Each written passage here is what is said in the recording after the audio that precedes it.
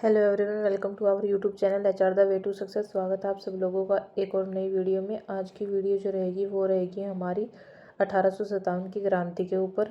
तो ज़्यादा time waste ना करते हुए आइए वीडियो को स्टार्ट करते हैं। इस वीडियो में हम 1857 की क्रांति, क्रांति के कारण, क्रांति के प्रभाव, क्रांति का प्रसार और कौन कौन से क्रांतिकारियों ने 1857 की क्रांति में भाग लिया था, सब कुछ डिस्कस करेंगे। तो वीडियो को एंड तक ज़रूर देखना, ठीक है। तो वीडियो को स्टार्ट करते हैं। 1857 की क्रांति, जिसे प्रथम भारतीय स्वतंत्रता संग्राम भी कहा जाता है, तो 1857 की क्रांति का दूसरा नाम प्रथम भारतीय स्वतंत्रता संग्राम भी है। ब्रिटिश ईस्ट इंडिया कंपनी के शासन के खिलाफ, एक सेकंड, जो ईस्ट इंडिया कंपनी है उसके बारे में हमने सेपरेट वीडियो बना के डाल रखी है, तो वो भी आप ज़रूर विजिट करना एक बार। इंडिया कंपनी के शासन के खिलाफ 1857-58 में भारत में हुआ एक बड़ा विद्रोह था, ठीक है। यह विद्रोह 10 मई 1857 को मेरठ में शुरू हुआ था और धीरे धीरे पूरे उत्तरी और मध्य भारत में फैल गया था। 1857 का भारतीय विद्रोह ब्रिटिश ईस्ट इंडिया कंपनी के शासन के खिलाफ 1857-58 में एक बड़ा विद्रोह था, जो ब्रिटिश ताज की ओर से एक संप्रभु शक्ति के रूप में कार्य करता था। विद्रोह 10 मई 1857 को दिल्ली से 40 मील 64 किलोमीटर उत्तर पूर्व में मेरठ के गैरिसन शहर में कंपनी की सेना के सिपाहियों के विद्रोह के रूप में शुरू हुआ था। तो जो 1857 की क्रांति हुई थी उसका क्या उद्देश्य था, क्यों हुआ था? सैन्य कारक, भारतीय सैनिकों को वेतन, पेंशन और पदोन्नति, यानी कि क्या बोलते हैं उसको, प्रमोशन। पदोन्नति को बोलते हैं प्रमोशन। तो जो भारतीय सैनिक थे उनका वेतन, उनकी सैलरी, उनकी पेंशन और उनकी पदोन्नति यानी कि उनका प्रमोशन के मामले में ब्रिटिश अधिकारियों से बहुत भेदभाव का सामना करना पड़ा। भारतीयों को सेना में अधीन रखा गया, जबकि उनके यूरोपीय समकक्षों को इस तरह के भेदभाव का सामना नहीं करना पड़ता। यानी कि हमारे जो सैनिक थे ब्रिटिश ईस्ट इंडिया कंपनी में, जो भारतीय सेना थी, उनको भेदभाव का सामना करना पड़ता था, और जो यूरोपीय समकक्ष थे, यानी कि जो उनकी यूरोपीय जो सेना थी, उनको इस तरह के किसी भी भेदभाव का सामना नहीं करना पड़ता था। इससे असंतोष पैदा हो गया और यह एक प्रमुख सैन्य कारक था, जिसके परिणाम स्वरूप 1857 का विद्रोह हुआ था। यानी कि भारतीय सैनिकों को और यूरोपीय सैनिकों में भेदभाव किया जाता था, जिसके कारण ये विद्रोह शुरू हुआ था।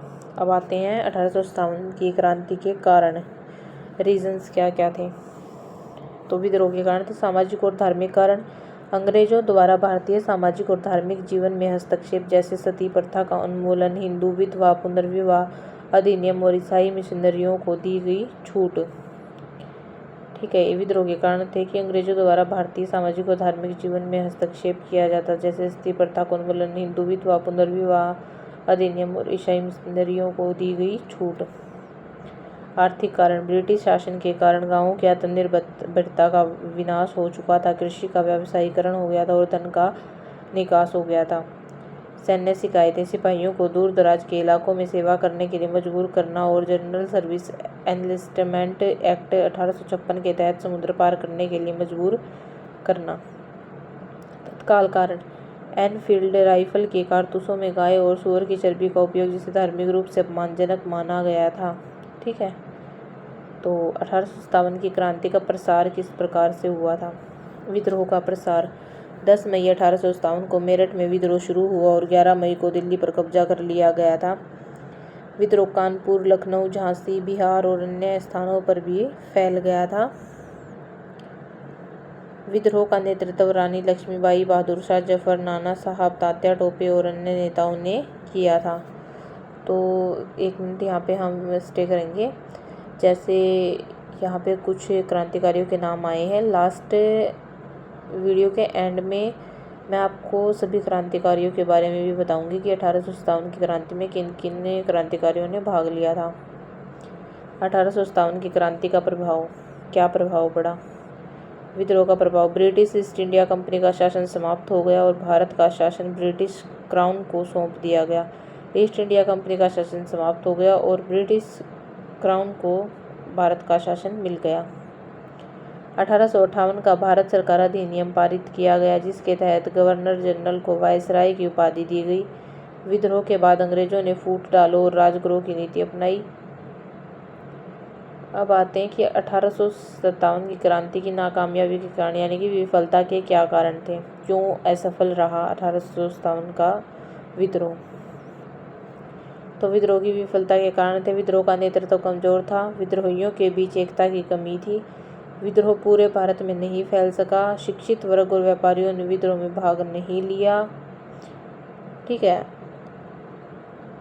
तो ये कुछ कारण थे कि विद्रोह का नेतृत्व कमजोर था और एकता की कमी थी, पूरे भारत में विद्रोह नहीं फैला था, शिक्षित वर्ग और व्यापारियों ने विद्रोह में भाग ही नहीं लिया था।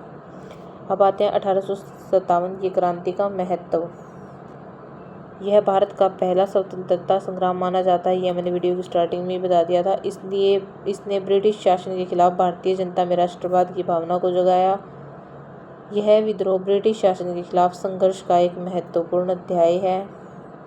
अब आते हैं 1857 की क्रांति के प्रमुख क्रांतिकारी कौन कौन हैं। 1857 के विद्रोह में कई प्रमुख क्रांतिकारी थे, जिनमें से कुछ मुख्य हैं मंगल पांडे, रानी लक्ष्मीबाई, बहादुर शाह जफर, नाना साहब, तात्या टोपे, बेगम हजरत महल और कुंवर सिंह।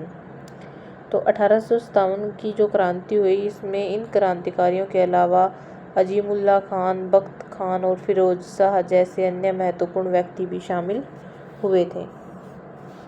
विद्रोह के दौरान इन नेताओं ने अलग अलग क्षेत्रों में ब्रिटिश शासन के खिलाफ संघर्ष किया।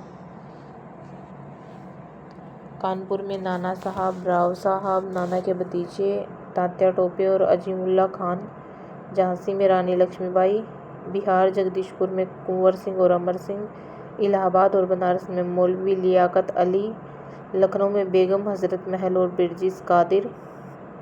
अब आते हैं 1857 की क्रांति का निष्कर्ष। तो 1857 की क्रांति के मुख्य निष्कर्ष थे, ईस्ट इंडिया कंपनी का शासन समाप्त हो गया, भारत का शासन ब्रिटिश क्राउन के अधीन आ गया और भारत के गवर्नर जनरल को वायसराय का पद दिया गया। मैंने पीछे आपको बताया है। इसके अलावा विद्रोह ने भारतीय राष्ट्रीयता की भावना को जगाया और भविष्य के स्वतंत्रता संग्रामों के लिए प्रेरणा का काम किया। 1857 की क्रांति के अन्य महत्वपूर्ण निष्कर्ष भी थे। ईस्ट इंडिया कंपनी का शासन समाप्त। विद्रोह के बाद ब्रिटिश सरकार ने ईस्ट इंडिया कंपनी से भारत का शासन अपने हाथों में ले लिया और भारत को सीधे ब्रिटिश ताज के अधीन कर दिया, यानी कि ब्रिटिश क्राउन के पास भारत का शासन चला गया था। 1857 की क्रांति के बाद वायसराय का पद सृजित। भारत के गवर्नर जनरल को वायसराय का पद दिया गया, जो ब्रिटिश सरकार का प्रत्यक्ष प्रतिनिधि था। भारतीय परिषद अधिनियम 1861। इस अधिनियम ने भारतीयों को कानून बनाने की प्रक्रिया में शामिल किया, हालांकि यह सीमित था। विद्रोह का प्रभाव। 1857 का विद्रोह भारतीय इतिहास में एक महत्वपूर्ण मोड़ था। इसने ब्रिटिश शासन की कमजोरियों को उजागर किया और भारतीय जनता में राष्ट्रीयता की भावना को जगाया। स्वतंत्रता संग्राम की शुरुआत। विद्रोह ने भविष्य के स्वतंत्रता संग्रामों के लिए एक प्रेरणा का काम किया और भारतीय जनता ने एकजुट होकर विदेशी शासन के खिलाफ लड़ने की प्रेरणा प्राप्त की। विभाजन और फूट डालो और शासन करो की नीति। अंग्रेजों ने भारतीयों के बीच फूट डालने और शासन करने की नीति को अपनाया, जिससे सामाजिक और राजनीतिक विभाजन हो गया। अब आता ब्रिटिश नीतियों में बदलाव। 1857 की क्रांति के बाद अंग्रेजों ने कुछ नीतियों में बदलाव किए, जैसे कि सेना का पुनर्गठन, भारतीयों को कुछ प्रशासनिक पदों पर नियुक्त करना। और शॉर्ट में हम देखें तो 1857 की क्रांति एक महत्वपूर्ण घटना थी, जिसने न केवल भारत में ब्रिटिश शासन के स्वरूप को बदला, बल्कि भारतीय जनता के मन में राष्ट्रीयता की भावना को भी जगाया और स्वतंत्रता संग्राम के लिए प्रेरणा का भी काम किया। ठीक है, तो इसी के साथ हमारी वीडियो जो है एंड होती है। आई होप आप लोगों को 1857 की क्रांति क्लियर हो गई होगी। फिर भी मैं हर वीडियो में बोलती हूँ, किसी को कोई डाउट है तो आप कमेंट्स कर देना, उसके आपके डाउट्स के लिए हम सेपरेट वीडियो बना देंगे।